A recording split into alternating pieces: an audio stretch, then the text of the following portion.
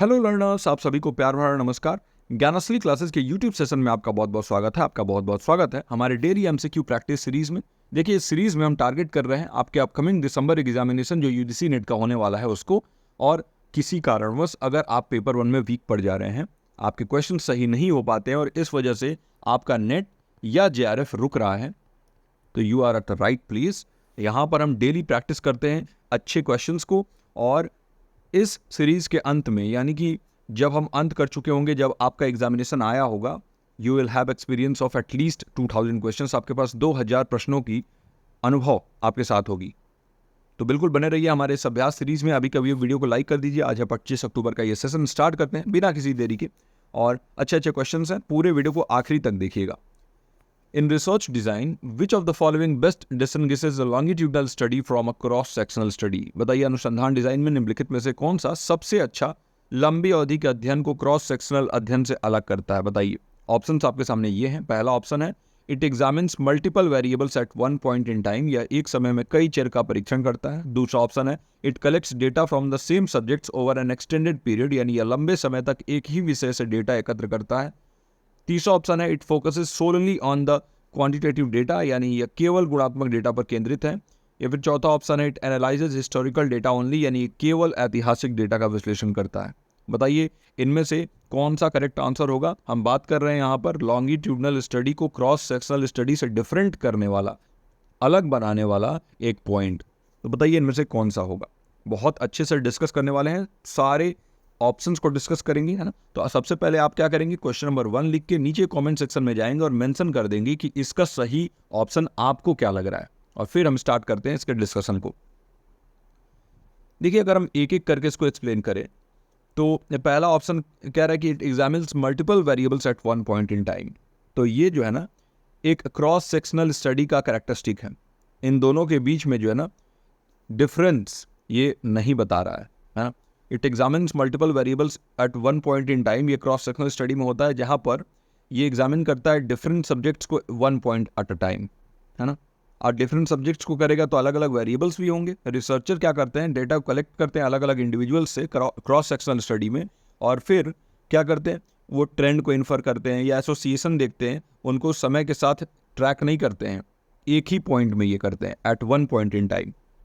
एक survey example के लिए सोचिए कि आप कर रहे हैं और मेजर कर रहे हैं एकेडमिक परफॉर्मेंस अलग अलग ग्रुप्स के बच्चों की एक साल के अंदर में, तो इसको हम कहेंगे क्रॉस सेक्शनल स्टडी। यानी कि एक साल में या एक साल के अंत में, यानी कि at the end of the 1 year आप क्या कर रहे हो, एक स्टडी कर रहे हो जिसमें डिफरेंट एज ग्रुप्स के बच्चों के एकेडमिक परफॉर्मेंस को आप मेजर कर रहे हो। तो ये नहीं होगा, है ना, क्योंकि ये कह रहा है कि लॉन्गिट्यूडनल स्टडी को कौन सा इनमें से जो है ना अलग करता है क्रॉस सेक्शनल स्टडी से। तो ये तो क्रॉस सेक्शनल का हो गया। दूसरा ऑप्शन है it collects data from the same subjects over N extended period of time. देखिए, लॉन्गिट्यूडनल स्टडी होता क्या है, एक ऐसा रिसर्च डिजाइन होता है जहाँ पर रिपीटेड ऑब्जर्वेशन आप करते हो एक ही सब्जेक्ट का ओवर अ पीरियड, यानी कि आप जो है लंबे अवधि तक एक ही सब्जेक्ट को बार बार उसका टेस्ट करते हो, है ना। और ये महीनों हो सकता है, सालों भी हो सकता है ना। और ये अप्रोच हमें अलाउ करता है कि हम चेंज देख सकें ओवर द टाइम, कि क्या चेंजेस आ रहे हैं हमारे सब्जेक्ट में, क्या चेंजेस आ रहे हैं। सब्जेक्ट का मतलब हो गया कि जिनके ऊपर आप रिसर्च कर रहे हो, और इससे हम डेवलपमेंट को एनालाइज कर सकेंगे, हम लॉन्ग टर्म इफेक्ट को समझ सकेंगे कि लंबे अवधि का क्या प्रभाव पड़ रहा है। और एग्जाम्पल के लिए सोचिए कि आप कोई स्टडी कर रहे हैं जिसमें आप ये देख रहे हैं कि स्टूडेंट का जो एकेडमिक परफॉर्मेंस है वो कैसे, उनके जैसे जैसे ग्रेड्स बढ़ रहे हैं, जैसे वो फर्स्ट ग्रेड में या फर्स्ट क्लास में थे यहाँ से लेकर 10th क्लास तक, तो कैसे जो है उनका एकेडमिक परफॉर्मेंस इवॉल्व हो रहा है। तो इसको हम कहेंगे लॉन्गिट्यूडनल स्टडी। तो देखिए, ये लॉन्गिट्यूडनल स्टडी का एक यहाँ पर फीचर है, और ये इसका सही उत्तर होगा। यह लंबे समय तक एक ही विषय से डेटा एकत्र करता है। तीसरा ऑप्शन है सोलली ऑन क्वांटिटेटिव डेटा। तो देखिए, क्वांटिटेटिव डेटा पे अगर फोकस करने की बात करें तो दोनों लॉन्गिट्यूडनल और क्रॉस सेक्शनल स्टडी जो है ना, ये क्वालिटेटिव और क्वांटिटेटिव दोनों डेटा यूज कर सकते हैं। तो ये ऑप्शन तो बिल्कुल गलत हो गया। सोलली ओनली वाले को मैंने बोला है ना कि ये आप बिल्कुल ध्यान से देखा करिए, ये मैक्सिमम चांसेस हैं कि ये गलत ही होते हैं अगर ऑप्शन में नॉट नहीं दिया हो। और it analyses historical data only, ये कह रहा है चौथा ऑप्शन। तो देखिए, लॉन्गिट्यूडनल स्टडी जो है ना वो हिस्टोरिकल डेटा तो इंक्लूड करता है, लेकिन लिमिटेड सिर्फ यहीं तक नहीं है, ओनली ये बोल दिया है ना। ये फोकस करंट सब्जेक्ट के ऊपर भी करता है ओवर द टाइम। तो करंट डेटा भी चाहिए, हिस्टोरिकल डेटा भी चाहिए, तो ये नहीं होगा। इसका सही उत्तर हो जाएगा बी। आई होप कि आपको ये क्वेश्चन समझ में आया हो। बढ़ते हैं अगले प्रश्न की तरफ। हमारा नेक्स्ट क्वेश्चन है question number 2। Which of the following statements about non verbal communication is most accurate. बताइए गैर शाब्दिक संचार के बारे में निम्नलिखित में से कौन सा कथन सबसे सही है। ये मौखिक जो है ना, इसको शाब्दिक कर लीजिए। ये यहाँ पर ट्रांसलेशन एरर हो जाता है, क्योंकि वर्बल को जब भी हम ट्रांसलेट करते हैं ना तो ये मौखिक दे देता है, लेकिन ये होगा शाब्दिक। शाब्दिक क्यों होगा? देखिए, क्योंकि वर्बल में यहाँ पर रिटन और ओरल दोनों ही कम्युनिकेशन आता है, और ओरल कम्युनिकेशन तो मौखिक हो जाता है, लेकिन रिटन तो लिखित होता है। और अगर इसको मैं सिर्फ मौखिक बोलूँगा तो ये गलत हो जाएगा। तो गैर शाब्दिक यहाँ कर दीजिए, यहाँ भी गैर शाब्दिक, गैर शाब्दिक, गैर शाब्दिक, और यहाँ पर जो है मौखिक की जगह पे शाब्दिक हो जाएगा, यहाँ पर शाब्दिक हो जाएगा। तो बताइए इनमें से कौन सा ऑप्शन सही होगा? क्वेश्चन नंबर 2 लिख के नीचे कमेंट सेक्शन में मेंशन कर देंगे इसका सही उत्तर। आपको क्या लग रहा है? ऑप्शन है आपके सामने। Non verbal cues can contradict verbal messages, यानी गैर शाब्दिक संकेत शाब्दिक संदेशों का विरोध कर सकते हैं। दूसरा ऑप्शन है गैर शाब्दिक संचार को सार्वभौमिक रूप से समझा जाता है, non verbal communication is universally understood. तीसरा ऑप्शन है non verbal communication is less important than verbal communication, यानी गैर शाब्दिक संचार शाब्दिक संचार की तुलना में कम महत्वपूर्ण है। और चौथा ऑप्शन है all cultures interpret non verbal signals on identically, यानी सभी संस्कृतियां गैर शाब्दिक संकेतों की व्याख्या एक समान करती हैं। बताइए इनमें से कौन सा सही उत्तर होगा? अगर हम बात करें नॉन वर्बल कम्युनिकेशन या गैर शाब्दिक संचार की सबसे सही व्याख्या के बारे में, देखिए एक एक करके डिस्कस करते हैं। देखिए पहला ऑप्शन है non verbal cues can contradict verbal messages. सबसे पहले तो आपको ये समझना होगा कि ये नॉन वर्बल क्यूज या गैर शाब्दिक संकेत होते क्या हैं। आपने देखा होगा कि कई बार आप लोगों की पर्सनैलिटी से काफ़ी ज़्यादा जो है अट्रैक्ट हो जाते हैं। क्यों होते हैं? क्योंकि उनका बॉडी लैंग्वेज, उनका पोस्चर, उनका जेस्चर, उनका टोन ऑफ वॉइस वैसा होता है, फेशियल एक्सप्रेशन वैसा होता है। तो ये क्यूज जो है ना, ये संकेत जो हैं, इन्हीं को हम कहते हैं नॉन वर्बल क्यूज या गैर शाब्दिक संकेत। ये क्यूज जो है ये क्या करते हैं? ये रीइंफोर्स करते हैं, ये कॉम्प्लीमेंट करते हैं। अगर हम बात करें हमारे वर्बल क्यूज को या वर्बल कम्युनिकेशन जो हम करते हैं, यानी आप अगर कोई भी शाब्दिक संचार कर रहे हो लिख के या बोल के, अगर उसके साथ साथ आप अगर कुछ इशारे दे रहे हो, कुछ जेस्चर्स दे रहे हो और उसको उसका पूरक बना रहे हो, तो सबसे बेटर माना जाता है। इंस्टेंस के लिए देखिए कि अगर कोई वर्बली एक्सप्रेस कर रहा है कि और अपने बॉडी लैंग्वेज को बिल्कुल ही क्लोज रखा हुआ है, जैसे क्रॉस आर्म रखा हुआ है, आई कांटेक्ट नहीं कर रहा है, तो कैसा लगेगा? वो जो है ना एक जेन्युइन इंटरेस्ट शो नहीं करेगा, एंगेजमेंट शो नहीं करेगा, और वो जो है कम्युनिकेशन काफ़ी ख़राब हो जाएगा। तो इसलिए नॉन वर्बल क्यूज जो है ना वो कई बार कॉन्ट्रडिक्ट कर देते हैं वर्बल मैसेजेस को, है ना। कई बार आप बोलते कुछ और हो, आपके इशारे कुछ और कहते हैं। आप कहते हो कि हाँ मैं बहुत खुश हूँ, आप हमारे घर आए हो, और आपका चेहरा जो है वो बता रहा है कि आप बिल्कुल खुशी नहीं हो। तो वो क्या है? वो नॉन वर्बल क्यूज़। और ये कई बार जो है ना ये हम चाहते हुए भी इसको सही नहीं कर सकते हैं, क्योंकि ये हमारा जो इंटरनल फीलिंग होता है उसको ये दर्शाता है। तो ये इसका सही उत्तर हो जाएगा। ये बहुत ही सही इसको एक्यूरेटली डिस्क्राइब कर रहा है। अगर हम बात करें नॉन वर्बल क्यूज़ के बारे में, इस फेनोमेना के बारे में, तो बहुत इंटरपर्सनल कम्युनिकेशन में बहुत इंपॉर्टेंट होता है। और वर्बल और नॉन वर्बल मैसेजेज के बीच में मिसअंडरस्टैंडिंग कई बार ये कॉन्ट्रडिक्शन की वजह से हो जाता है। Non verbal communication is universally understood, अगर इस ऑप्शन के बारे में बात करें तो देखिए कुछ नॉन वर्बल क्यूज़ है ना जो कि सिमिलर मीनिंग रखते हैं अक्रॉस द कल्चर। आप भले ही संस्कृति चेंज हो जाए, दूसरे देश में चले जाओ, तो इशारे जो है भले ही कुछ हैं ऐसे, जैसे आप स्माइल करते हो तो स्माइल तो सारी जगह पे सेम है ना, तो ये कुछ हैं ऐसे, लेकिन बहुत सारे ऐसे जेस्चर्स हैं ना जिनका डिफरेंट इंटरप्रिटेशन हो सकता है। हो सकता है कि आप यहाँ पर जो है नमस्ते करके और आपको लगता है कि हाँ ये एक बहुत ही रिस्पेक्ट का जेस्चर है, लेकिन हो सकता है किसी कंट्री में जो है ना वो काफ़ी ऑफेंसिव हो और उसके लिए आप जो है काफ़ी खतरे में पड़ सकते हो। ऐसा भी होता है। तो कल्चरल कॉन्टेक्स्ट जो होता है, जो सांस्कृतिक जो वहाँ का परिदृश्य है, जो वहाँ का संदर्भ है, उसके हिसाब से हमें देखना होता है। तो ये जो है गलत हो गया। तीसरा है non verbal communication is less important. बिल्कुल नहीं, ये एक मिसकॉन्सेप्शन है कि गैर शाब्दिक संचार जो है ना वो शाब्दिक संचार की तुलना में कम महत्वपूर्ण है। कम नहीं है, याद रखिएगा। नॉन वर्बल क्यूज जो है ना ये ज़्यादा इन्फॉर्मेशन कन्वे कर देता है। कई बार हमारे बोले गए शब्दों से ज़्यादा हमारे इशारे क्या कह रहे हैं, हमारा हाव भाव क्या कह रहा है, इससे जो है हमारे इमोशंस कन्वे हो जाते हैं। तो ये नहीं होगा सही।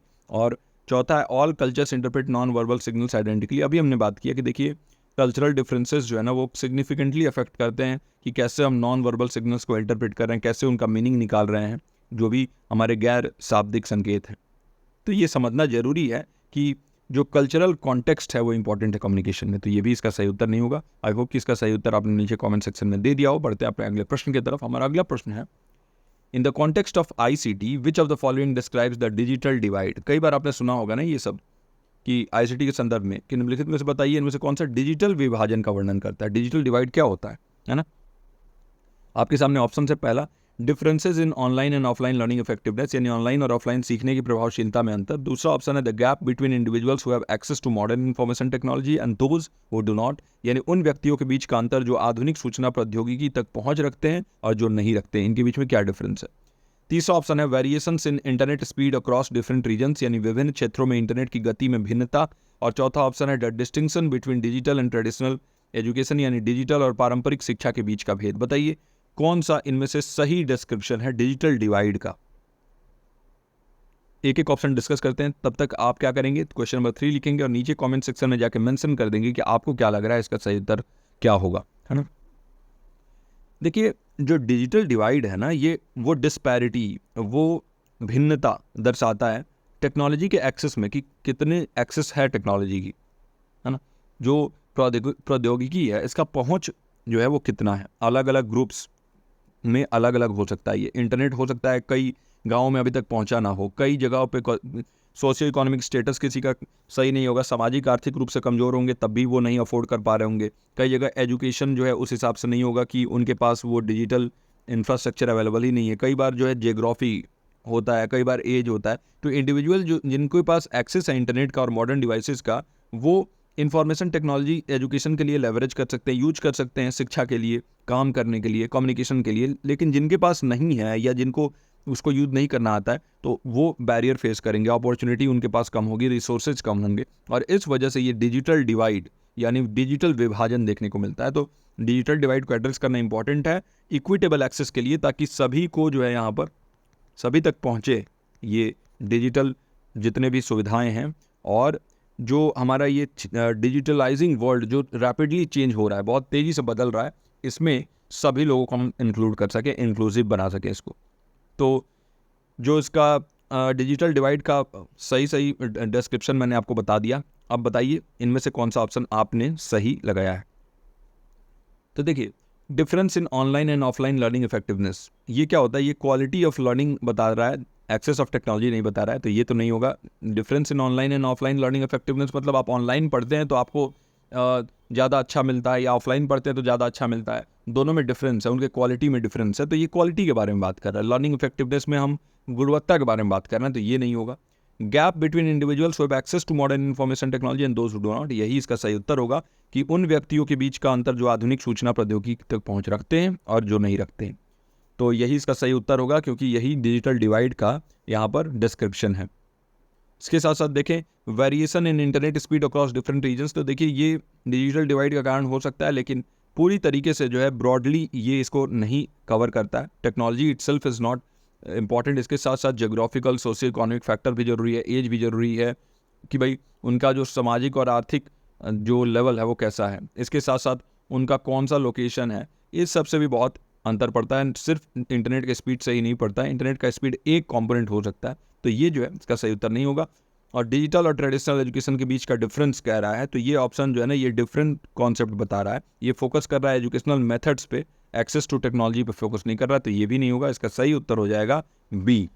तो आई होप कि इसका सही उत्तर आपने नीचे कमेंट सेक्शन में दे दिया हो। अब बढ़ते हैं अपने अगले प्रश्न की तरफ। विच of the following teaching methods is most effective for fostering critical thinking among students. काफी आसान प्रश्न है, ज्यादा समय इस पर वेस्ट नहीं करेंगे। क्वेश्चन नंबर 4 लिख के आपको क्या लग रहा है इसका सही उत्तर नीचे कमेंट सेक्शन में दे दीजिए। निम्नलिखित में से कौन सा शिक्षण विधि छात्रों में आलोचनात्मक सोच को बढ़ावा देने के लिए सबसे प्रभावी है।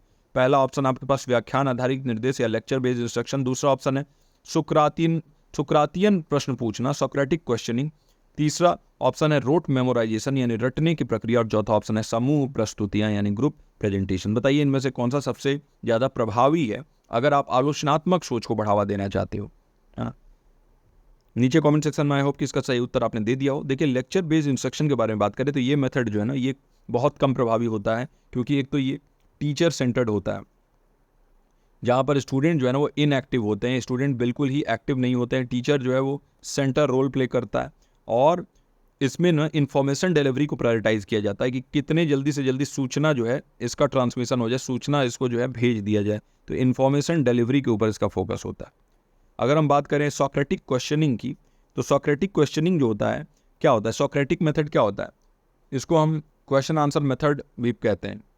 सॉक्रेटिक क्वेश्चनिंग में आप स्टूडेंट्स को या छात्र को, शिक्षार्थियों को आप एनकरेज करते हो वो जो है ना आलोचनात्मक रूप से सोचे, ओपन एंडेड क्वेश्चंस पूछें जिसमें डीपर रीजनिंग की जरूरत पड़ती है, अपने बिलीफ को और एक्सप्लोर करें। ये मेथड जो है ना क्या करता है आपको बताता हूँ। ये देखिए, ये डायलॉग को प्रमोट करता है। डायलॉग मतलब वार्तालाप जो होता है ना, आदान प्रदान होता है शब्दों का। काफ़ी क्वेश्चंस पूछते हैं स्टूडेंट्स, उसके टीचर्स आंसर देते हैं, टीचर क्वेश्चन पूछेंगे, स्टूडेंट आंसर देंगे। फिर यहाँ पर एनालिसिस होता है, सिंथेसिस होता है आइडियाज़ का, और इससे जो स्टूडेंट्स हैं, जो छात्र हैं, वो जो भी उत्तर हैं उनके प्रश्नों के वो डिस्कवर करते हैं। इससे उनका जो आलोचनात्मक चिंतन है उसका भी कौशल का विकास होता है। एग्जाम्पल के लिए देखिए कि अगर आप स्टूडेंट से पूछो कि why do you think that, या what evidence supports your conclusion, आप ऐसा क्यों सोचते हो, आपको क्या लगता है कि जो आपने संदर्भ दिया वो क्यों होगा। तो ऐसे क्वेश्चंस आप ओपन एंडेड क्वेश्चन पूछ रहे हो, तो इससे रिफ्लेक्टिव लर्निंग इन्वायरमेंट बनता है ना। ये मेथड जो है ट्रेडिशनल लेक्चर बेस्ड इंस्ट्रक्शन के बिल्कुल उलट होता है, जहाँ पर स्टूडेंट्स जो है ना वो पैसिव होते थे, लेकिन यहाँ पर एक्टिव होते हैं। और स्टूडेंट्स वहाँ पर एंगेज नहीं होते थे, इन्फॉर्मेशन जो है बस उसको ले लेते थे, लेकिन यहाँ पर क्रिटिकल एनालिसिस करते हैं। तो यही इसका सही उत्तर होगा, सॉक्रेटिक क्वेश्चनिंग, सुकरातियन प्रश्न पूछना। रोट मेमोराइजेशन तो वैसे ही एक नेगेटिव ऑप्शन है, हटा दीजिए इसको। रटने के बारे में होता है, ये फैक्ट्स को मेमोराइज करने के बारे में होता है। और ग्रुप प्रेजेंटेशन जो है ये कोलैबोरेशन, यानी कि ये टीम वर्क वगैरह प्रमोट कर सकता है, लेकिन इनहेरेंटली क्रिटिकल थिंकिंग को प्रमोट करने के लिए ग्रुप कम्युनिकेशन को नहीं जाना जाता है। स्ट्रक्चर्ड क्रिटिकल एनालिसिस और रिफ्लेक्शन इसमें होता है ना। तो ये जो है इसका सही उत्तर होगा सॉक्रेटिक क्वेश्चनिंग, जहाँ पर सबसे इफेक्टिव माना जाता है क्रिटिकल थिंकिंग स्टूडेंट्स के अंदर बढ़ावा देने के लिए। एक छोटा सा इन्फॉर्मेशन आप लोगों के लिए, अगर आप इंटरेस्टेड हैं पेपर टू एजुकेशन के एडमिशन में, तो योर फीस इज़ ओनली 1999। अगर आप यूजीसी नेट का प्रिपरेशन बेहतर ढंग से सिस्टमेटिक तरीके से करना चाहते हैं, और देखिए हमने जो है अपना स्टूडियो भी अब अपग्रेड कर दिया है, और अब आपको बेहतर क्वालिटी वीडियो के लेवल पे और ऑडियो के लेवल पे, दोनों लेवल पे मिलेगा, और बहुत ही अच्छे तरीके से बनाया गया कंटेंट आपको मिलने वाला है। और काफ़ी सारी हम नई नई चीज़ें कर रहे हैं जिससे कि आपकी जो लर्निंग है उसको और ज़्यादा बेहतर बनाया जाए, और आपको एग्ज़ाम ओरिएंटेड सेशंस देके बिल्कुल आपके एग्जामिनेशन में बेहतर करने की तरफ आपको अग्रसर किया जाए। तो पेपर 2 का फीस हमने ओनली 1999 रुपये रखा है, और इसके साथ साथ आपको पेपर 1 भी फ्री मिल रहा है। तो इसका मतलब ये हो गया कि 899 का जो पेपर 1 का बैच है हमारा, वो बिल्कुल फ्री ऑफ कॉस्ट विद 1999। तो ये बहुत ही अच्छा ऑफर है। अगर आप एडमिशन लेना चाहते हैं तो you can contact on this number 9015958713, और यहाँ पर आप मैसेज या कॉल कुछ भी कर सकते हैं। विनय सर का नंबर है, तुरंत जो है आपको सर गाइड करेंगे कैसे क्या है, और आप जो है एनरोल हो जाएंगे बैचेज में, और एप्लीकेशन में लाइव क्लासेस देख सकते हैं, रिकॉर्डेड भी देख सकते हैं, मटेरियल आपको दिया जाएगा। बहुत ही ज़्यादा यहाँ पर इंक्लूसिव इन्वायरमेंट होता है, और 1-to-1 गाइडेंस मिलता है। डायरेक्टली आप हमसे बात कर सकते हैं, आपके एक एक प्रॉब्लम को सॉल्व किया जाएगा। जो भी बच्चे एनरोल्ड हैं आप उनसे पूछ भी सकते हैं। अब अगला प्रश्न हमारा, in the context of human development which theory emphasises the role of social integration in cognitive development. बहुत ही अच्छा प्रश्न है, इंपॉर्टेंट मार्क कर लीजिएगा। मानव विकास के संदर्भ में कौन सा सिद्धांत सामाजिक इंटरेक्शन की भूमिका पर जोर देता है ना। सोशल इंटरेक्शन इन कॉग्निटिव डेवलपमेंट। पहला ऑप्शन आपके पास पियाजे का कॉग्निटिव डेवलपमेंट थ्योरी, दूसरा ऑप्शन है एरिक्सन का साइको सोशल डेवलपमेंट थ्योरी, तीसरा ऑप्शन है वाइगोस्की का सोशियो कल्चरल थ्योरी, और चौथा ऑप्शन है मैस्लो का हायरार्की ऑफ नीड्स, यानी संज्ञानात्मक विकास सिद्धांत, मनोसामाजिक विकास सिद्धांत, सामाजिक सांस्कृतिक सिद्धांत, या मैस्लो की आवश्यकताओं का पदानुक्रम। बताइए इनमें से कौन सा सही उत्तर होगा। क्वेश्चन नंबर 5 लिखेंगे, नीचे कमेंट सेक्शन में जाएंगे और मेंशन कर देंगे कि आपके हिसाब से क्या लग रहा है इसका करेक्ट आंसर क्या होने वाला है। मैं क्यों कहता हूँ आपको बार बार ये मेंशन करने के लिए नीचे कमेंट सेक्शन में, ताकि आप एक्टिव रहें, आप बिल्कुल सक्रिय होकर इस क्लास में जो है पार्टिसिपेट करें। और इससे एक और फ़ायदा ये हो जाता है कि आपको क्वेश्चन का आंसर देने का एक जो है यहाँ पर आदत पड़ जाता है, जिससे आप अगर एग्जामिनेशन में बैठते हो, मॉक टेस्ट देते हो या रियल टेस्ट देते हो, तो वहाँ पर आपके लिए आपके दिमाग में सेट होगा कि हाँ इसका आंसर अब मुझे देना है, और स्पीड आपकी काफ़ी ज़्यादा तेज हो जाएगी। एक एक ऑप्शन जैसा कि हम यहाँ पर करते हैं, डिस्कस करेंगे। तो समझिए, पियाजे का जो कॉग्निटिव डेवलपमेंट थ्योरी है ना, ये सिग्निफिकेंट है, इंपॉर्टेंट है। पियाजे का थ्योरी जोर डालता है स्टेजेस ऑफ डेवलपमेंट पे, कि डेवलपमेंट के कौन कौन से स्टेज हैं। जैसे SPCF होता है ना, पहला होता है आपका सेंसरी मोटर स्टेज, दूसरा होता है प्री ऑपरेशनल स्टेज, तीसरा होता है कॉन्क्रीट ऑपरेशनल स्टेज, और चौथा होता है फॉर्मल ऑपरेशनल स्टेज। अलग अलग स्टेजेस के अपने अलग अलग क्वालिटीज़ हैं, है ना। तो इन्होंने स्टेज वाइज डिवाइड किया है पियाजे ने कॉग्निटिव डेवलपमेंट को। ये कह रहा है कि इनमें से कौन सा theory social integration cognitive development में बात करता है, और पियाजे की थ्योरी सोशल इंटीग्रेशन के बारे में बिल्कुल बात नहीं करती है, तो ये नहीं होगा, है ना। एरिक्सन का साइको सोशल डेवलपमेंट थ्योरी, तो देखिए हो सकता है कि कई लोग ये साइको सोशल देख के और इसका करेक्ट आंसर यही लगा दें, एरिक एरिक्सन इनका पूरा नाम था। अगर हम एरिक्सन के साइको सोशल डेवलपमेंट थ्योरी के बारे में बात करें तो ये इसमें 8 अलग अलग स्टेजेस ह्यूमन डेवलपमेंट के बताए गए हैं, इन्फेंसी से लेके और लेट अडल्टहुड तक, है ना। और हर स्टेज का कैरेक्टरिस्टिक है, एक सेंट्रल कॉन्फ्लिक्ट या क्राइसिस बताते हैं कि हर स्टेज में जो है ना एक क्राइसिस से एक इंसान गुजरता है। जैसे पहला स्टेज इन्होंने बताया है इन्फेंसी जो होता है ना, इन्फेंसी मतलब एकदम छोटा बच्चा होता है, नवजात शिशु होता है, तो 0 to 1 ईयर। तो इसमें ट्रस्ट वर्सेज मिसट्रस्ट होता है। अब मैं एक एक समझाने चलूँगा तो बहुत टाइम लग जाएगा, अगर आपको समझना होगा। देखिए सीटेट में काफ़ी ज़्यादा अच्छे से पढ़ाया जाता है ये। तो सेंट्रल कॉन्फ्लिक्ट होता है कि जो बच्चे होते हैं ना वो सीखते हैं ट्रस्ट करना, केयर गिवर्स के लिए अपने माँ के प्रति उनका ट्रस्ट होता है, और किसी के पास हो जाते हैं रोने लगते हैं, है ना। तो पॉजिटिव आउटकम इससे ये निकलता है कि वो ट्रस्ट, सिक्योरिटी और ऑप्टिमिज्म आता है। लेकिन अगर इस एज में बच्चों को वो ट्रस्ट ना मिले तो वो नेगेटिव आउटकम बन जाता है, उनके अंदर डर हो जाता है, फियर हो जाता है, सस्पिशन हो जाता है, एंजाइटी होने लगेगा। फिर वैसे ही अगला स्टेज होता है autonomy versus same and doubt, जो अर्ली चाइल्डहुड में होता है 1 से 3 साल में। फिर अगला होता है इनिशिएटिव वर्सेस गिल्ट, तो वो होता है आपका प्री स्कूल एज में।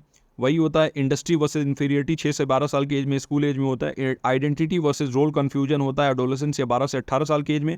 इंटीमेसी वर्सेस आइसोलेशन होता है यंग एडल्टहुड में 18 से 40 साल की एज में। और जनरेटिविटी वर्सेस स्टैग्नेशन होता है मिडिल एडल्टहुड 40 से 65 साल की एज में। और इंटीग्रिटी वर्सेस डिस्पेयर होता है लेट एडल्टहुड 65 साल या उससे ज़्यादा की उम्र में। तो जितना जरूरत नहीं था लेकिन मैंने बता दिया, हर स्टेज जो है ना वो एसोसिएट होता है, कोई ना कोई इसका वर्चू होता है, और इस बात को समझना इंपॉर्टेंट है। अब हम बढ़ते हैं इस प्रश्न के सही उत्तर की तरफ, और वो है वाइगोस्की का सोशियो कल्चरल थ्योरी। क्यों होगा वाइगोस्की का सोशियो कल्चरल थ्योरी इस पर्टिकुलर क्वेश्चन का सही उत्तर? देखिए सोशियो कल्चरल थ्योरी जो है ये बताता है सोशल इंटरेक्शन के बारे में बात करता है। एक सामाजिक रूप से हम इंटरेक्ट करते हैं ना, हम परस्पर आपस में समाज में जो है बातचीत करते रहते हैं, तो ये फंडामेंटल है हमारे जो संज्ञानात्मक विकास है उसके लिए, कॉग्निटिव डेवलपमेंट के लिए बताते हैं कि सोशियो यानी सोशल और कल्चरल, जो आपके सोसाइटी में आप सोशल लेवल पे जो इंटरेक्ट करते हो, कल्चरल लेवल पे इंटरेक्ट करते हो, ये आपके जो संज्ञानात्मक विकास इसमें बहुत इंपॉर्टेंट रोल प्ले करता है। ये हमें जो है ना हमारे कॉग्निटिव प्रोसेसेस को डेवलप करने में हेल्प करता है। और इन्होंने ही दिया था ZPD zone of proximal development, ये थ्योरी एक है जहाँ पर इन्होंने बताया था कि लर्निंग जो होता है ना वो चिल्ड्रन इंटरेक्ट करके सीखता है अपने मोर नॉलेजेबल अदर्स से, मतलब उनसे ज़्यादा जो जानकार लोग होंगे उनसे इंटरेक्ट करके, पीयर्स, टीचर्स हो सकते हैं, पेरेंट्स हो सकते हैं, उनसे। और ये थ्योरी जो है ना ये पियाजे के थ्योरी से सीधे उलट है, पियाजे इस बारे में बात नहीं करते हैं। वही मास्लो का हायरार्की ऑफ नीड के बारे में अगर हम बात करें तो ये आउटलाइन करता है motivational framework based on human needs, और ये जो है ना कॉग्निटिव डेवलपमेंट से रिलेटेड नहीं है, तो इसका सही उत्तर हो जाएगा सी। आई होप कि ये प्रश्न और इसका जो मैंने आपको पूरा डिस्क्रिप्शन दिया वो पसंद आया हो। आप थोड़ा सा लंबा डिस्क्रिप्शन हो जाता है, लेकिन हमारे इन क्लास की यूएसपी यही है कि हम यहाँ पर डिटेल में चलते हैं। क्वेश्चन नंबर 6 है what is the primary purpose of formative assessment in education. बहुत ही आसान प्रश्न है, ज़्यादा समय नहीं लेंगे इसमें। क्वेश्चन नंबर 6 लिख के जो भी आपको इसका करेक्ट आंसर लग रहा है नीचे कमेंट सेक्शन में मेंशन कर दीजिए। शिक्षा में प्रारूपिक मूल्यांकन का मुख्य उद्देश्य क्या है? पहला है to determine a student final grade, दूसरा है to provide on going feedback for improvement, to compare student performance against standard, तीसरा ऑप्शन है छात्र प्रदर्शन की तुलना मानक के खिलाफ करना, और चौथा ऑप्शन है शिक्षक की प्रभावशीलता का मूल्यांकन करना, टू इवेल्युएट टीचर इफेक्टिवनेस। कौन सा इनमें से मुख्य लक्ष्य है, मुख्य उद्देश्य है प्रारूपिक मूल्यांकन का, फॉर्मेटिव असेसमेंट का? देखिए फॉर्मेटिव असेसमेंट के बारे में हम जानते हैं, बार बार हमने डिस्कस किया है। फॉर्मेटिव असेसमेंट होता क्या है? ये अलग अलग असेसमेंट मेथड्स जो है ना वो होते हैं जो कि आप लर्निंग प्रोसेस के दौरान, लर्निंग प्रोसेस के ड्यूरिंग आप यूज़ करते हैं। याद रखिएगा ये फीडबैक जो है ना आपको मिलता है, इसमें ऑनगोइंग फीडबैक मिलता है, जिससे आप क्या करते हैं स्टूडेंट्स के स्ट्रेंथ और उनके एरिया ऑफ इम्प्रूवमेंट को आइडेंटिफाई करते हैं कि उनके मजबूत पक्ष क्या है और किस पक्ष में उनको काम करने की आवश्यकता है।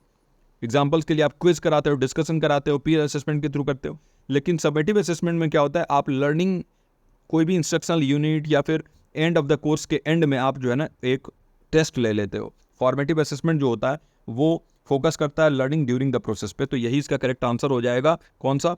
B, on going. जब भी ऑन गोइंग फीडबैक, निरंतर फीडबैक के बारे में बात करें तो यही सही उत्तर हो जाएगा फॉर्मेटिव असेसमेंट के लिए।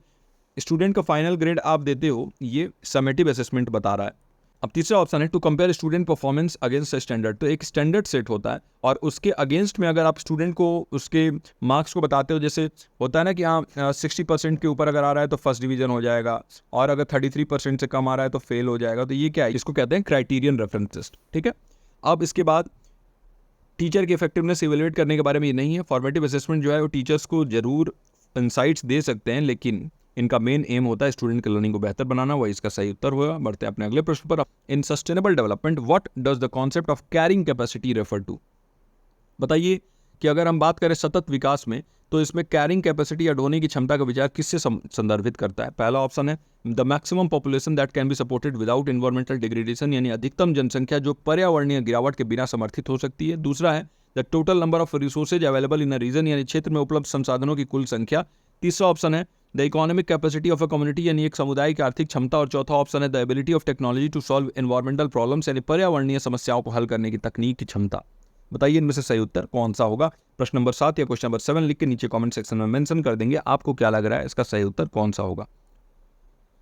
देखिए जो इसका सही उत्तर है वो होगा A the maximum population that can be supported without environmental degradation. इसी को हम कहते हैं कैरिंग कैपेसिटी या ढोने की क्षमता। अधिकतम जनसंख्या जो पर्यावरणीय गिरावट के बिना समर्थित हो सकती है। क्या होता है कैरिंग कैपेसिटी?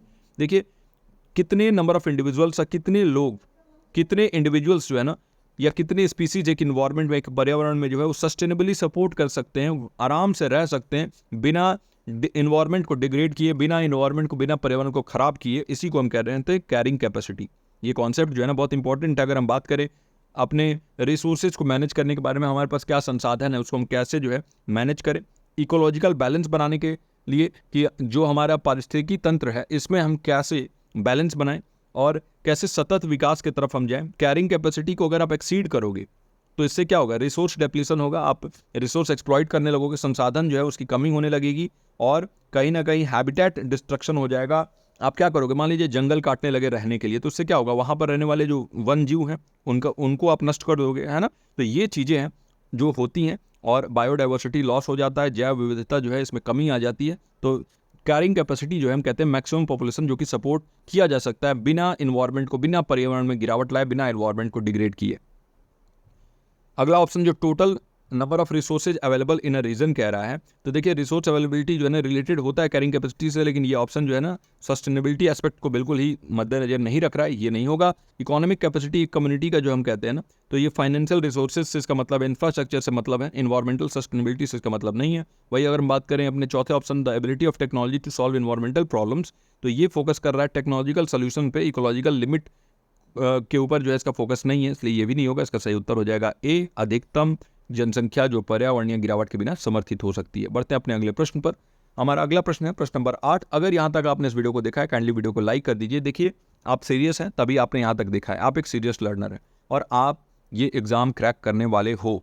मैं डेली आपके दिमाग में ये बात डालूंगा और आपको क्रैक करना ही है। अगर आप यहाँ पर डेली प्रैक्टिस करते हैं, मैं इस बात की गारंटी देता हूँ कि आपके सामने कोई भी प्रश्न ऐसा नहीं आएगा पेपर 1 में जो कि आप नहीं सॉल्व कर चुके होगे पहले, है ना। Which of the following is considered a key component of transformational leadership in education? बताइए निम्नलिखित में से कौन सा शिक्षा में रूपांतरकारी नेतृत्व का एक प्रमुख घटक माना जाता है? ऑप्शंस आपके सामने ये हैं। पहला ऑप्शन है स्ट्रिक्ट अडेयरेंस टू पॉलिसीज, यानी नीतियों के प्रति कठोर अनुपालन। दूसरा ऑप्शन है fostering a shared vision and collaboration, यानी साझा दृष्टिकोण और सहयोग को बढ़ावा देना। तीसरा ऑप्शन है मेंटेनिंग अथॉरिटी एंड कंट्रोल, यानी अधिकार और नियंत्रण बनाए रखना। और चौथा ऑप्शन है प्रायोरिटाइजिंग एफिशिएंसी ओवर इनोवेशन, यानी नवाचार की तुलना में दक्षता को प्राथमिकता देना। बताइए इनमें से कौन सा कंसीडर किया जाता है एक इंपॉर्टेंट कंपोनेंट अगर हम बात करते हैं रूपांतरकारी नेतृत्व या ट्रांसफॉर्मेशनल लीडरशिप एजुकेशन में, शिक्षा में? बताइए कौन सा प्रमुख घटक है इनमें से? एक एक ऑप्शन डिस्कस करेंगे। तब तक आप क्या करेंगे? क्वेश्चन नंबर 8 लिखेंगे, नीचे कमेंट सेक्शन में मेंशन कर देंगे कि आपको क्या लग रहा है इसका सही उत्तर क्या होगा, है ना। साथ ही साथ आपको फिर से बता दूं कि आप बिल्कुल भी जो है इन सेशंस को मिस मत किया करिए, डेली देखा करिए। प्लेलिस्ट आपके लिए बनी हुई है, प्लेलिस्ट को मैं अपडेट करने वाला हूँ। जो भी अभी तक छूटा हुआ सेशन है वहाँ ऐड कर दूंगा और टेलीग्राम ग्रुप में जो भी आपको डाउट है वो हमसे पूछा करिए, है ना। तो देखिए अगर हम बात करें यहाँ पर इसके सही उत्तर के बारे में, तो वो हो जाएगा आपका बी, साझा दृष्टिकोण और सहयोग को बढ़ावा देना। ये एक बहुत इंपॉर्टेंट कंपोनेंट है ट्रांसफॉर्मेशनल लीडरशिप के लिए। ट्रांसफॉर्मेशनल लीडरशिप होता क्या है शिक्षा में? इसमें आप इंस्पायर करते हैं और अभिप्रेरणा, मोटिवेशन देते हैं दूसरों को, ताकि वो कॉमन विजन देख सकें और वो क्या करें, वो आपस में सहयोग के माध्यम से जो है आगे बढ़ें। और ये सहयोग कहाँ कहाँ हो सकता है? तो जो भी स्टाफ हैं और स्टूडेंट्स इनके बीच में हो सकता है। इस टाइप का लीडरशिप जो है ना वो इनोवेशन को बढ़ावा देता है, नवाचार को बढ़ावा देता है, ये प्रोफेशनल डेवलपमेंट को सपोर्ट करता है। इसके साथ साथ एक इंक्लूसिव, एक समावेशी शिक्षा का माहौल बनाता है, शिक्षा का एक संस्कृति बनाता है विद्यालय में। तो ट्रांसफॉर्मेशनल लीडर जो होता है ना, वो उसमें ऐसे टीचर्स हो सकते हैं जो कि डिसीजन मेकिंग प्रोसेसेस में इन्वॉल्व होते हैं, जो कि एक सेंस ऑफ ओनरशिप और एक कमिटमेंट दिखाते हैं स्कूल के गोल की तरफ। तो यही होगा इसका सही उत्तर बी।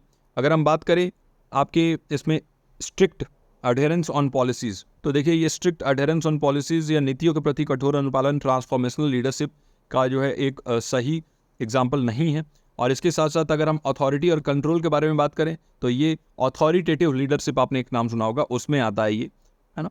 और प्रायोरिटाइजिंग एफिशिएंसी ओवर इनोवेशन, यानी नवाचार की तुलना में आप दक्षता को प्राथमिकता देते हो, तो वहाँ पर जो है, क्योंकि नवाचार जो है वही सबसे बेटर होता है, वही ट्रांसफॉर्म करने में हेल्प करेगा। एफिशिएंट भले ही आप ऑपरेशन बना लो, लेकिन इनोवेशन जब आएगा तभी आप आगे बढ़ोगे, वो ट्रांसफॉर्मेशनल वही होगा। तो ये भी इसका सही उत्तर नहीं होगा, इसका सही उत्तर हो जाएगा बी।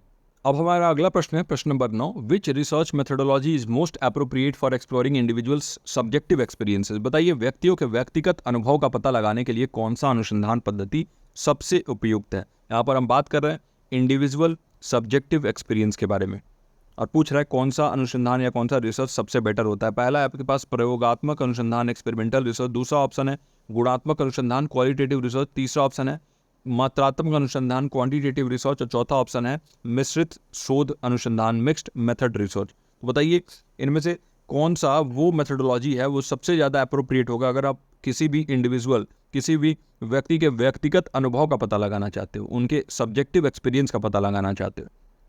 तो देखिए एक बात आपको समझना होगा कि जब भी आप सब्जेक्टिव एक्सपीरियंस के बारे में बात करते हैं, ऑब्जेक्टिविटी की बात नहीं करते, तो वहाँ पर कभी भी क्वालिटेटिव रिसर्च आएगा, क्वांटिटेटिव रिसर्च नहीं आएगा। तो ये तो होना ही नहीं है ना। तो सी तो हट गया। अब एक्सपेरिमेंटल रिसर्च भी आपको मालूम है कि यहाँ पर क्वांटिटेटिव रिसर्च ही होता है। ये मेथोडोलॉजी, इसमें आप मैनिपुलेट करते हो वेरिएबल को, है ना, कि उनका इफेक्ट देखते हो, cause and effect relationship find out करना चाहते हो। तो आप पर्सनल सब्जेक्टिव एक्सपीरियंस यहाँ भी नहीं ले सकते, ये भी नहीं होगा। इसका सही उत्तर होगा बी, है ना। और आई होप कि इसका सही उत्तर आपने नीचे कमेंट सेक्शन में दिया होगा, है ना। बी गुणात्मक अनुसंधान इसका सही उत्तर होगा। और क्यों होगा बता रहा हूँ। देखिए क्वालिटेटिव रिसर्च जो होता है इसको डिज़ाइन किया गया है ताकि वो इंडिविजुअल के सब्जेक्टिव एक्सपीरियंस को एक्सप्लोर कर सके, है ना, उनकी सब्जेक्टिविटी को जो है वो जांच सके कि कैसे जो है इंडिविजुअल का क्या एक्सपीरियंस है पर्सनल लेवल पे, और उसके बिलीफ, उसके इमोशंस को भी दर्शा सके। इसमें ऐसे मेथड्स होते हैं जैसे इंटरव्यू होता है ना। इंटरव्यू एक क्वालिटेटिव रिसर्च है।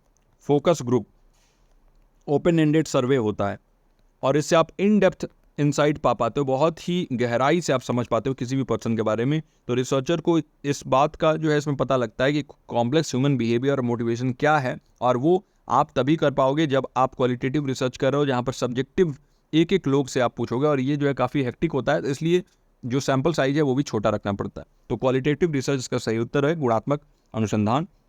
एक्सपेरिमेंटल मैंने बताया क्यों नहीं होगा। इसके साथ साथ अगर हम क्वांटिटेटिव के बारे में बात करें तो ये न्यूमेरिकल डेटा पे फोकस करता है, स्टैटिस्टिकल एनालिसिस पे फोकस करता है, और पर्सनल एक्सपीरियंस और इमोशन को बिल्कुल ध्यान में नहीं रखता है। वही मिक्स्ड मेथड रिसर्च जो होता है ये क्वालिटेटिव और क्वांटिटेटिव मेथड दोनों को कंबाइन करता है। तो सिर्फ सब्जेक्टिविटी पे ही नहीं बल्कि ऑब्जेक्टिविटी पर भी इसका जोर होता है, क्योंकि इसमें दोनों ही आता है। तो ये इसलिए ये भी नहीं होगा, इसका सही उत्तर हो जाएगा बी क्वालिटेटिव रिसर्च। अब बढ़ते हैं अपने अगले प्रश्न पर। आज का हमारा आखिरी प्रश्न पे बढ़ने से पहले पेपर 1 अगर आप इंटरेस्टेड हो और मैं पढ़ाता हूँ, मेरे पढ़ाया हुआ आपको कॉन्सेप्ट समझ में आता है और आप मुझसे जो है पेपर 1 अपना कवर करना चाहते हो, और पेपर 1 की वजह से अगर आपका नेट या JRF रुक रहा है तो this is the best chance. 899 में आपको पेपर 1 का एक्सेस मिलेगा। बहुत ही structured classes, dynamic notes, daily जो है मैं नोट्स रेडी करता हूँ, जो जो चेंजेज होते हैं मैं डेली उसको जो है सही करता हूँ। तो किसी भी प्रकार का ये रिपीटेड नोट्स नहीं होता है। अगर आप इंटरेस्टेड हैं तो आप कॉल कर सकते हैं 9015958713, या फिर मैसेज भी कर सकते हैं और आप एडमिशन ले सकते हैं। आपको बैच में जोड़ दिया जाएगा, और यहाँ पर आपको मिलने क्या वाला है तो देखिए पर्सनल गाइडेंस एंड मेंटरिंग मिलेगा मेरे तरफ से। एक एक प्रश्न का आपका उत्तर मैं दूंगा, इस बात की गारंटी है।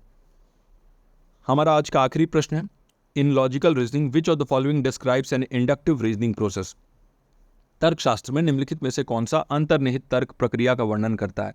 क्वेश्चन नंबर 10 लिख के आपको क्या लग रहा है इसका सही उत्तर क्या होगा नीचे कमेंट सेक्शन में मेंशन कर देंगे। अगर यहाँ तक वीडियो को देखा और लाइक नहीं किया है, किसी कारणवश भूल गया लाइक करना, तो काइंडली वीडियो को लाइक कर दीजिए और इन सेशंस को शेयर किया करिए अपने डिस्कशन ग्रुप में, अपने जो भी आपके स्टडी ग्रुप्स हैं वहाँ पर शेयर किया करिए, ताकि इन वीडियोज़ का रीच बढ़े, जिससे हमें भी मोटिवेशन मिलता रहे। पहला ऑप्शन है आपके पास making a generalisation based on specific observation, विशिष्ट अवलोकनों के आधार पर एक सामान्यीकरण करना। दूसरा ऑप्शन है आपके पास drawing a specific conclusion from a general premise, यानी एक समान पूर्ववर्ती से एक विशिष्ट निष्कर्ष निकालना। तीसरा ऑप्शन है validating a theory through deductive argument, यानी उपधारात्मक तर्कों के माध्यम से एक सिद्धांत का सत्यापन करना। और चौथा ऑप्शन है providing a hypothesis through experimental data, यानी प्रयोगात्मक डेटा के माध्यम से एक परिकल्पना को साबित करना। बताइए लॉजिकल रीजनिंग में इनमें से कौन सा डिस्क्राइब करता है इंडक्टिव रीजनिंग प्रोसेस, है ना, यानी कि अंतर्निहित तर्क प्रक्रिया, कौन सा इसका वर्णन करता है इंडक्टिव रीजनिंग प्रोसेस का। क्या होता है इंडक्टिव रीजनिंग प्रोसेस, को भी समझना पड़ेगा। इंपॉर्टेंट क्वेश्चन है, अच्छे से समझिएगा। देखिए अगर हम बात करें इंडक्टिव रीजनिंग की, तो यहां पर हम जनरल कंक्लूजन ड्रॉ करते हैं स्पेसिफिक इंस्टेंस या ऑब्जर्वेशन से, है ना। तो जनरल कंक्लूजन ड्रॉ करते हैं हम, हमारा फोकस क्या होता है, जनरल कंक्लूजन ड्रॉ करना, स्पेसिफिक टू जनरल जाना, स्पेसिफिक इंस्टेंसेस से। एग्जाम्पल के लिए देखिए कि अगर आप जो है सूरज को उगता हुआ देख रहे हैं कि सूरज पूरब से उगता है, ईस्ट से उग रहा है हर सुबह, तो इससे हमने जनरलाइज कर लिया, ये सामान्यीकरण कर लिया कि सूरज हमेशा ही पूर्व से ही उगेगा, क्योंकि आज तक हमेशा ही ईस्ट से ही सूरज को हमने उगता हुआ देखा है ना। तो ये चीज़ जो है क्या है, ये हमने इंड्यूस किया, इंडक्टिव रीजनिंग है, जहाँ पर आप स्पेसिफिक इंस्टेंसेस हर रोज आप देख रहे हो सूरज के उगते हुए उसी तरीके से पूरब से, और आपने जनरलाइज कर लिया कि नहीं अब सूरज तो पूरब से ही उगता है, क्योंकि हमने हर स्पेसिफिक इंस्टेंस को जोड़ के उसको जनरलाइज कर दिया है। तो making a generalisation based on specific observation, यही इसका सही उत्तर होगा। इंडक्टिव रीजनिंग इसी को हम कहते हैं। अगर आप स्पेसिफिक कंक्लूजन जनरल प्रीमाइस से निकाल रहे हो तो इसको हम क्या कहते हैं, डिडक्टिव कहते हैं, याद रखिएगा। स्पेसिफिक कंक्लूजन जनरल प्रीमाइस से निकालना ये डिडक्टिव रीजनिंग होता है, ये जो है ना लॉजिकली डिराइव किया जाता है ब्रॉड स्टेटमेंट या प्रिंसिपल से। वही अगर बात करें validating a theory through deductive argument, तो ये जो है ना डिडक्टिव रीजनिंग का ही एक फॉर्म है, जहाँ पर हम क्या करते हैं, जनरल थ्योरी से स्टार्ट करते हैं और टेस्ट करते हैं स्पेसिफिक केसेज के अगेंस्ट। वही अगर हम बात करें हाइपोथेसिस को प्रोवाइड करना एक्सपेरिमेंटल डेटा में, तो ये क्या होता है, साइंटिफिक मेथड को दर्शा रहा है, जहाँ पर डिडक्टिव एस्पेक्ट जो है वो लागू होता है। और आप क्या करते हैं, परिकल्पना को टेस्ट करते हैं, हाइपोथेसिस को टेस्ट करते हैं, इधर वो हाइपोथेसिस कंफर्म हो जाता है या फिर रिफ्यूट हो जाता है, रिफ्यूटेड और रिजेक्ट हो जाता है स्पेसिफिक डेटा के आधार पर। और इससे जो है हम जनरलाइजेशन नहीं करते हैं, बल्कि स्पेसिफिकली हम देखते हैं किसी भी एक रिसर्च के लिए। तो ए इसका सही उत्तर होगा, विशिष्ट अवलोकनों के आधार पर एक सामान्यीकरण करना, इसी को हम कहते हैं इंडक्टिव रीजनिंग या अंतर्निहित तर्क प्रक्रिया। तो आई होप कि आज का ये सेशन जो है आपके लिए हेल्पफुल रहा हो और कुछ पॉजिटिव मैं आपकी लाइफ में ऐड कर पा रहा हूँगा। डेली इन सेशन से जुड़ के मुझे तो बहुत अच्छा लगता है, एक कनेक्टिंग फील होता है मुझे। आप लोगों को भी कैसा लगता है, जरूर अपने विचार जो है नीचे साझा करिएगा कमेंट सेक्शन में। हमारे ये सेशंस आपके लिए हेल्पफुल हैं कि नहीं, आज का ये सेशन कैसा लगा वो भी आप नीचे कमेंट सेक्शन में मेंशन करिएगा। जो भी आपके डाउट रह जाए तो डाउट ग्रुप में आप पूछ सकते हैं, जो टेलीग्राम पर बना हुआ है प्रतीक सर डाउट ग्रुप, वहाँ पर आप पूछ सकते हैं। बाकी मैं मिलता हूँ डिस्कशन सेशन के नेक्स्ट संस्करण के साथ। टिल देन आप अपना और अपनों का ख्याल रखिए। नमस्कार।